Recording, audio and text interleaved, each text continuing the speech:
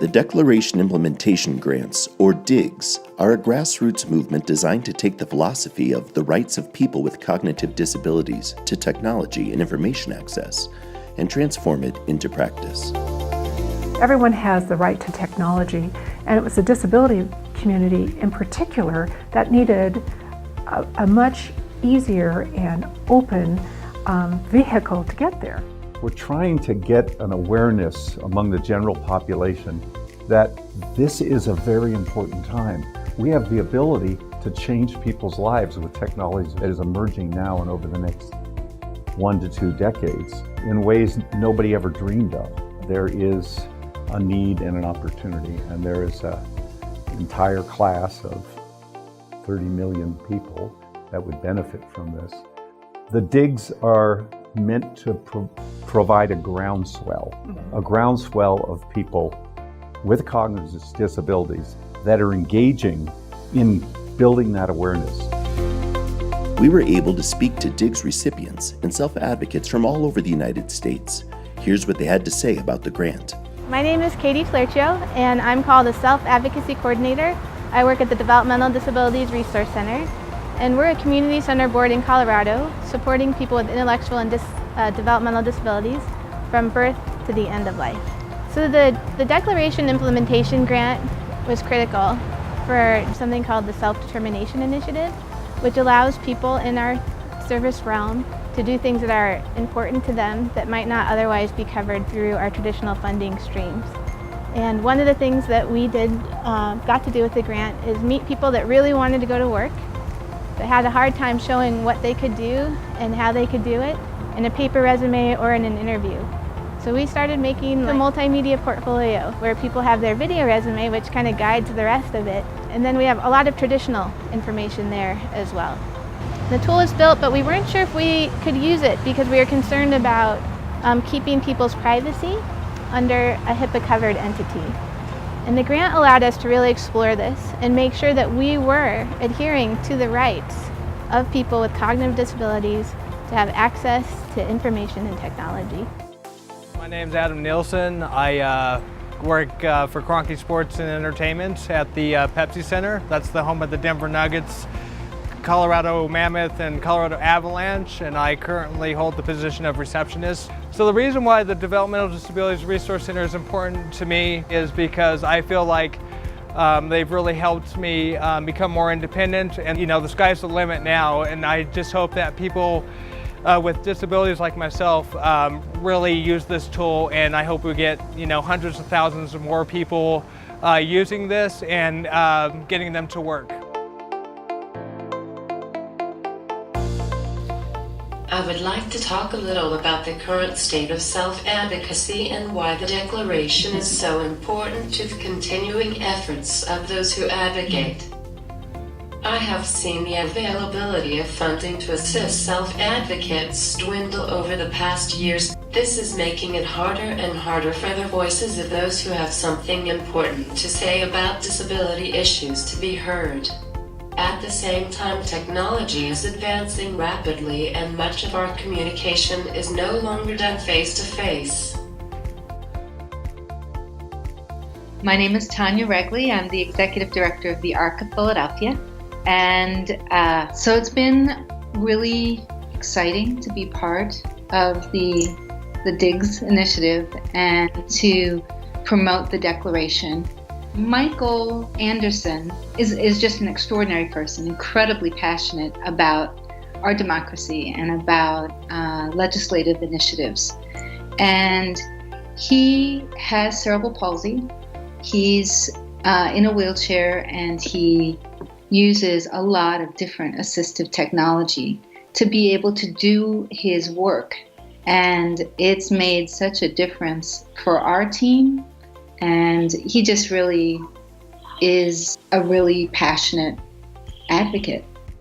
I'm Michael Anderson, and I work for the ARC of Philadelphia, and I'm a legislative advocate. But I've been in politics all my adult life. It's important for everybody to be a part of, because if they're not a part of the the United States of America won't realize how important technology is for people with disabilities. So the more voices, the better. My name is Jerry Slayton. I'm a program manager and art instructor at the ARC of the Capital Area, the ARC of the Arts program, and the Digital Media Arts Lab. DIGS has allowed the Digital Media Arts Lab and the ARC of the Arts, first of all, recognition for just being an innovative educational source. The Digital Media Arts Lab is about empowering students to both be creators rather than observers in the digital media world. So we introduce students to new techniques, new technology, and give them the tools to express themselves and communicate, also a valuable job skill. Because if you're not connected, you're extremely disconnected. And this is a population that's already has a lot of things working against them. Jordan Chankas from the ARC of Westchester. I try and get personal technology into the hands of individuals with developmental disabilities. Westchester is a nonprofit voluntary agency here in beautiful Westchester County, New York. We serve about 2,000 people with developmental and intellectual disabilities throughout the county. When you come into the world of personal technology, one of the great things about the Coleman DIGS project was it tried to promote the idea that technology is an important, essential part of the life of a person with a disability. Now all we have to do is to get the state and federal governments to understand that. Without the DIGS grant, things might have been very different. My name is Brita Nelson, and I work with the Iowa Association of Community Providers.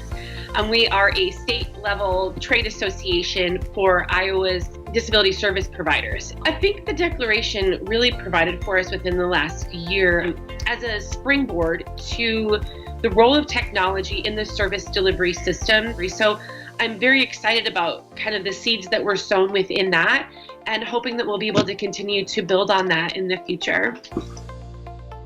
Being a recipient of the Declaration Implementation Grant afforded us the opportunity to work with a group of self-advocates identified as Declaration Champions. The Declaration Champions and I spread awareness of the Declaration and information and access to technology to our staff, people we support, families, and the community at large.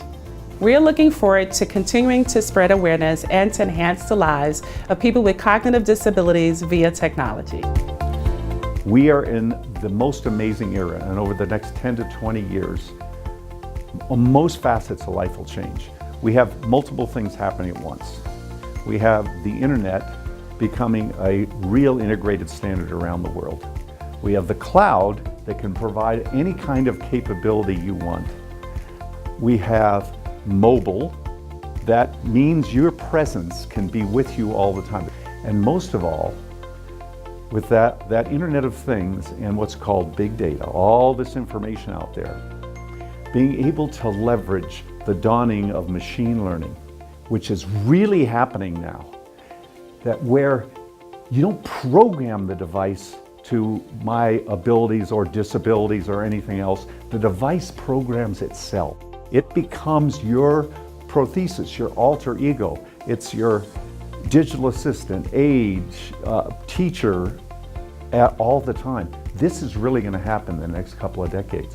And as long as we can build the fundamentals in there, that part of that identity takes into account the cognitive disability community, life will change. The quality of a life and the ability to live a constructive life as part of a productive society is going to be there.